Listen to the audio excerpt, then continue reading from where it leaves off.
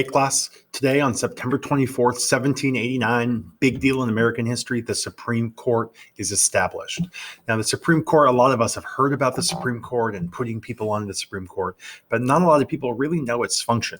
Remember, the Supreme Court's job is to interpret the law.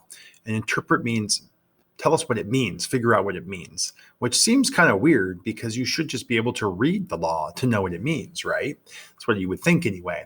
The problem and the tricky piece comes with how old our Constitution is. So, for example, our First Amendment, one of the most important and well-known laws in our entire country's history, is the right to free speech. That you have the right to speak your mind about politicians. You can have a sign that says the president is awesome. You can tell the president to their face that they are not awesome, and both are allowed, right?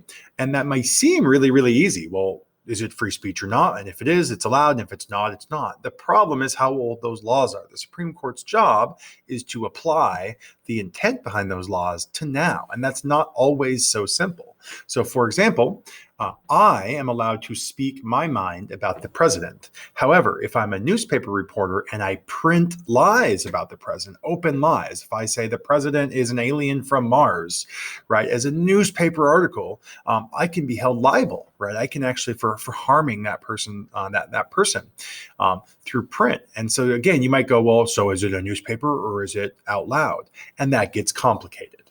For example, let's talk about social media. So if I post on my Facebook account or I post on Twitter, and let's say I have 200,000 followers, that the president is a space alien from Mars, is that my opinion?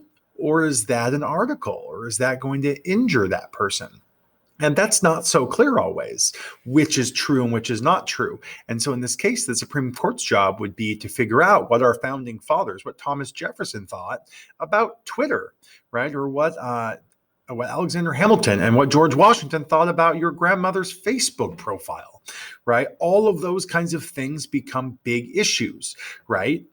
And so when we look at the Supreme Court, their job is to interpret different kinds of laws. And that gets really sketchy when we talk about the present and all sorts of things that we know now and the past and the intent of what our founding fathers tried to say. So the Supreme Court is an important part of our country's history, and it was founded today in 1789.